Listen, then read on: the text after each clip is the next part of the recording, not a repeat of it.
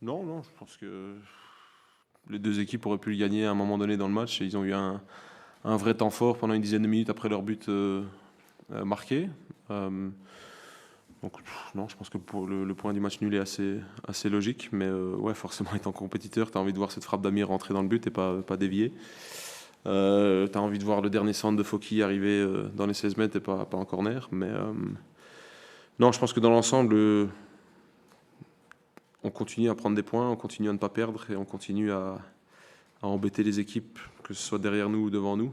Et au jour d'aujourd'hui, je pense que c'est le plus important. Je pense que la première mi-temps, c'était un peu un round d'observation. Les deux équipes se sont un peu regardées droit dans les yeux. On a essayé de s'adapter à leur système qui était différent de ce qu'on avait prévu. Et c'était, si on est honnête, pas la mi-temps la plus emballante ni la plus intéressante pour un supporter neutre, même si tactiquement c'était assez curieux. Puis je la prends pour moi parce que essayer de communiquer un truc de là-bas en haut dans le ciel, là, c'est mission impossible. Mais la deuxième mi-temps était bien plus intéressante. On a vu une équipe de Reims s'exprimer un peu plus, avoir un peu plus de courage au ballon et d'être un peu plus entreprenant. Je pense que le but qu'on met est assez intéressant et on marque enfin sur un coup de pied arrêté. Euh, et puis tu les laisses un peu revenir dans le match, ils rechangent de système. Et encore une fois, on prend un but sur centre qui est évitable. Donc ça, c'est embêtant. Mais chapeau aux rentrants, que ce soit Amir, Koné, les deux latéraux, parce qu'ils ont eu un vrai impact et une vraie énergie en plus sur le match, surtout un Amir et un Koné au milieu. Donc tu réadaptes ton système aussi, tu retrouves un peu plus d'équilibre, et puis oui, comme tu dis, tu es capable de le gagner, mais ouais, tu es sans doute capable de le perdre aussi. Donc on va retenir un point intéressant, et tant qu'on perd pas, et tant qu'on continue à mettre des points sur le tableau, c'est le plus important au jour d'aujourd'hui. Ouais, tu as fait allusion à ça. Au début du match, on sentait un petit flottement tactique. Parce que, bon, finalement, vous avez joué plutôt à 3 derrière, mais dans les 5 premières minutes, c'était pas clair. Parce qu'en fait, vous êtes adapté à ce qu'a fait Lyon. C'était pas forcément Lyon qui joue à 3 derrière non plus, c'est ça? C'était pas nous, enfin, on s'est pas nous adapté à ce qu'eux faisaient. C'était plus, on attendait à ce qu'il y ait des espaces à un certain endroit sur le terrain, et il y en avait pas. On s'attendait à presser d'une certaine façon, sauf que bah, forcément, il n'y avait pas leur père devant toi, donc c'était un peu plus compliqué à presser. Et puis, je le dis, c'est impossible d'essayer de communiquer un truc de si loin et de si haut. Donc, tu es obligé d'un peu bricoler et d'attendre la mi-temps. Et puis, à la mi-temps, c'est un peu plus simple pour communiquer. Maintenant, je le dis, tactiquement, c'était intéressant. Tactiquement, c'était assez développé, je vais dire. Même si, ouais, sans doute pour vous, c'était pas hyper en ballon.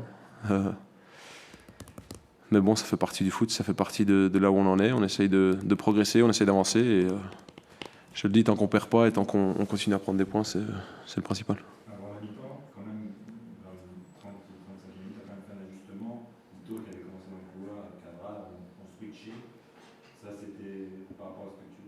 Non, en fait, je voulais passer plus en 3-4-3 avec Ito dans un rôle libre à l'intérieur et en possession, aller coller la ligne de touche pour créer un 2 contre 1. Mais vas-y, pour essayer de communiquer ces deux phrases-là dans un stade qui est plein et un Ito qui est à 100 mètres de toi, c'est impossible. Ah, tu voulais le faire avant, en fait, c'est ça? Oh, je l'aurais fait au bout de 10 minutes quand on l'a vu, mais encore une fois, communiquer quand tu es suspendu. Ouais. D'ailleurs, j'adore les arbitres, hein, mais plus jamais je. J'avais déjà dit la fois dernière quand j'étais suspendu, mais là, laisse tomber, ouais, ça me plombe, c'est impossible de faire ça. Oui, peut-être tu avais dit plus jamais après un mois, et Ouais, finalement. je sais bien, mais je t'avais dit que j'étais con, tu vois. Je peux pas faire autrement. Je sais pas pourquoi. C'est comme les points du permis de conduire. Tu dis toujours, ouais, je vais plus en prendre, je vais plus en prendre, et puis au bout de 2 mois, t'en as plus. Donc, non, là, j'arrête. Mais c'est vraiment trop. C'est dur, on dit, c'est vraiment si dur que ça à vivre. Non, mais T'es pas après, avec nous. ouais, après c'est sympa en haut d'être avec vous, mais en vrai, t'as juste envie d'être sur le bord du terrain, mais. Après, c'est chaud. Enfin, tu vois, tu vis un match. Moi, je suis un être humain. T'as envie de vivre le truc à fond. Et quand t'exprimes la moindre émotion, t'as l'impression que c'est la fin du monde et que t'as pas le droit. Ça, c'est embêtant. Mais c'est le foot, c'est les émotions, c'est la passion du truc. C'est jamais méchant, c'est jamais visé vers quelqu'un ou sur qui que ce soit. Ça fait partie du truc. Mais bon, j'apprends. Hein, j'ai que 31 ans, donc je vais utiliser l'excuse de l'âge cette fois-ci. Finalement, sur la base de la seconde mi-temps dont on a parlé, sur les échéances à venir, notamment le prochain match contre Nice, c'est plutôt positif. La polyvalence de tes joueurs, la façon dont ils ont pu s'adapter,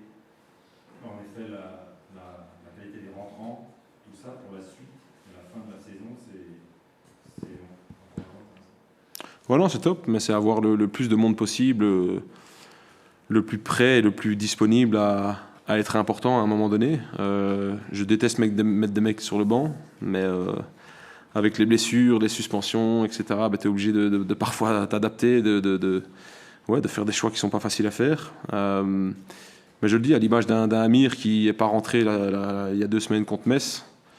On a eu une conversation très honnête, lui et moi. Et aujourd'hui, il est capable de rentrer, de faire une différence. Et là, il va devoir jouer sans doute parce que Marshall va être suspendu, etc., etc. Donc, je le dis, tout le monde va être important à un moment donné dans la saison. Et tout le monde aura son rôle à jouer. Et si on veut aller embêter encore une fois les équipes qui sont devant nous et vraiment faire partie de ce sprint final, c'est par là que ça passe. Et moi, je pense que le plus intéressant, c'est que les joueurs l'ont compris et commencent à prendre leurs responsabilités ou s'approprier le truc. Donc, ouais, ça, c'est pas inintéressant. Le fait d'avoir pris qu'un point ce soir, vous estimez quand même toujours dans cette course pour la 6e, 7e place, c'est pas seulement que ça reste l'objectif, en tout cas l'ambition. Ouais, non, c'est sûr. Je pense que tout le monde connaît les matchs qu'il y a demain et dans les semaines à venir. Tout le monde se joue, il y a pas mal d'opposition. Et je le dis, le principal, c'est de faire en sorte que le compteur point tourne. Et c'est ce qu'on est occupé à faire pour l'instant. On ne perd plus, ce qui est déjà une bonne chose. Et tant que tu enchaînes des bouts de match qui sont dans le contenu intéressant et positif, tu vas continuer à prendre des points. C'est ce qu'on veut faire. On n'est pas toujours l'équipe la plus sexy ou la plus séduisante, mais on fait avec les moyens qu'on a. Et pour l'instant, c'est pas inintéressant du tout, je trouve. Donc, on continue. Elles sont longues, mes réponses. Hein. C'est incroyable. Elles doivent vous faire chier à mort, mais je m'excuse pour ça. Ma question,